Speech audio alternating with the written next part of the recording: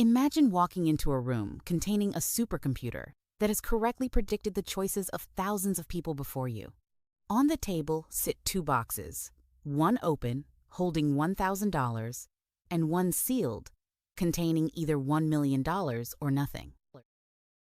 You can take both boxes or only the sealed one. The supercomputer filled the sealed box based on its prediction of your choice.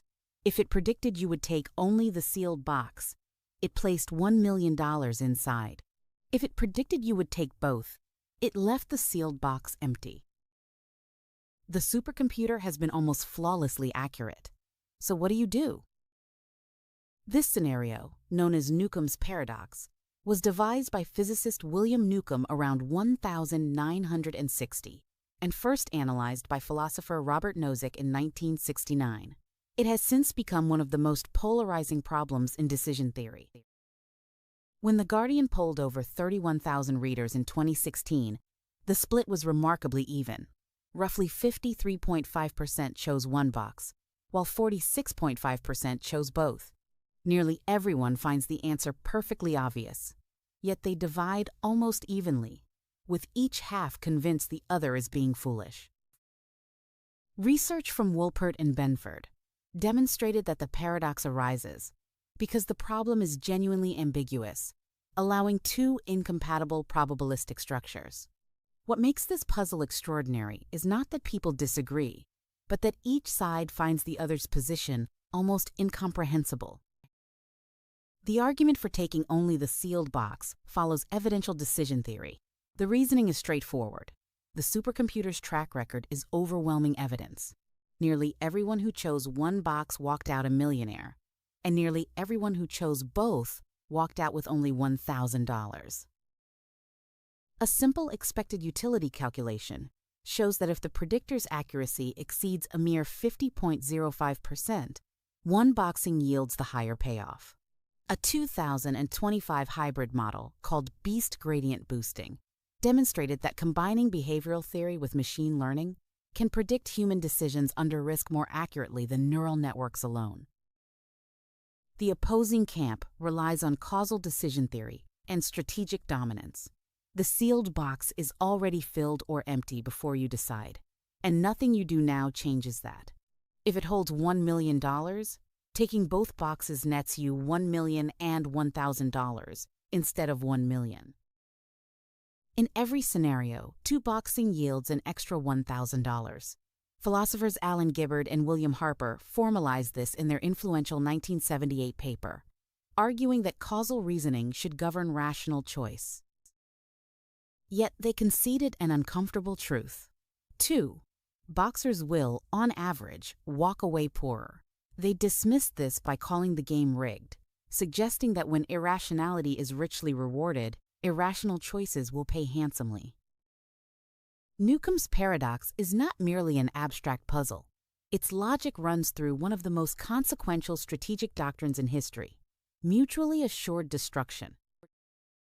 On the 29th of August 1949, the Soviet Union detonated its first nuclear weapon, triggering an arms race that by the mid-1960s saw the United States stockpiling over 30,000 warheads. The doctrine of MAD held that maintaining the guaranteed ability to inflict unacceptable damage on any aggressor would prevent nuclear war. Both superpowers adopted redundant delivery systems across land, air, and sea to ensure no first strike could eliminate retaliation capacity. A 2024 game theoretic analysis confirmed that deterrence remains highly sensitive to perceived commitment. The paradox within MAD mirrors Newcomb's problem precisely. Pre-commitment to retaliation prevents the attack, but once missiles are inbound, launching a counterattack accomplishes nothing but doubling the devastation. The rational act in the moment is to stand down, yet the rational posture beforehand is to guarantee you never will. Game theorist Thomas Schelling illustrated this through the game of chicken.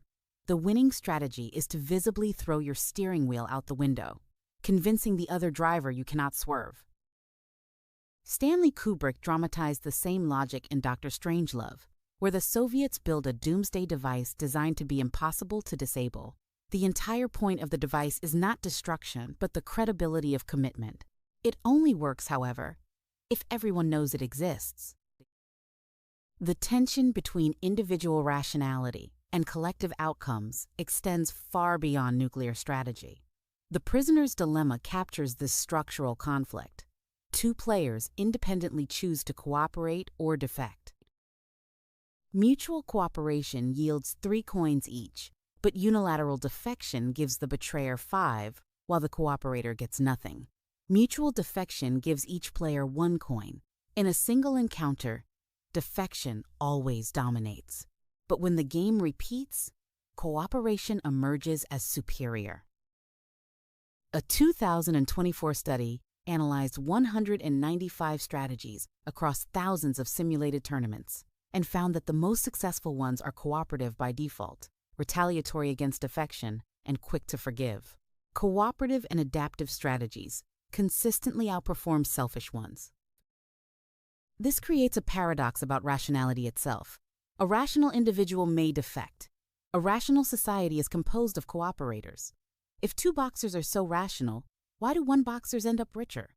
The question cuts to the heart of what rationality even means.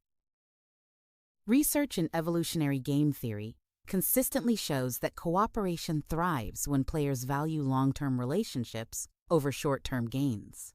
Players with longer memory of past interactions are significantly more likely to maintain cooperation because historical context constrains the temptation to betray. What appears irrational in isolation often turns out to be deeply rational when viewed across a lifetime of repeated interactions. Newcomb's paradox ultimately asks not what to choose, but what kind of chooser to become. Pre-commitment resolves the apparent contradiction.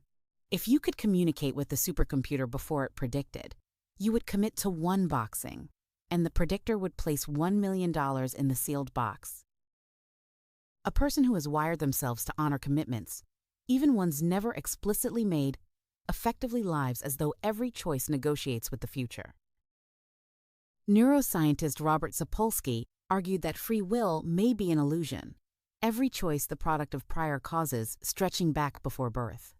Yet Kevin Mitchell countered that human cognitive systems are not deterministic algorithms, but flexible systems that adjust reasoning in real time, making genuine agency possible within a physical universe. Whether or not free will is real, the practical conclusion holds. Living as though your choices matter produces better outcomes than living as though they do not. Research demonstrated that people primed to doubt free will are more likely to cheat and less likely to help others. The lesson of Newcomb's paradox is that the person who lives as though every decision builds a reputation visible to some unseen predictor will consistently outperform the strategist who optimizes each moment in isolation. Life is not a single game. It is an iterated series of encounters with consequences that compound. The winning strategy is not to outsmart the room, but to become the kind of person the room rewards. Thanks for watching. If you have anything to add, drop a comment below. Don't forget to like and subscribe for more videos exploring the world around us.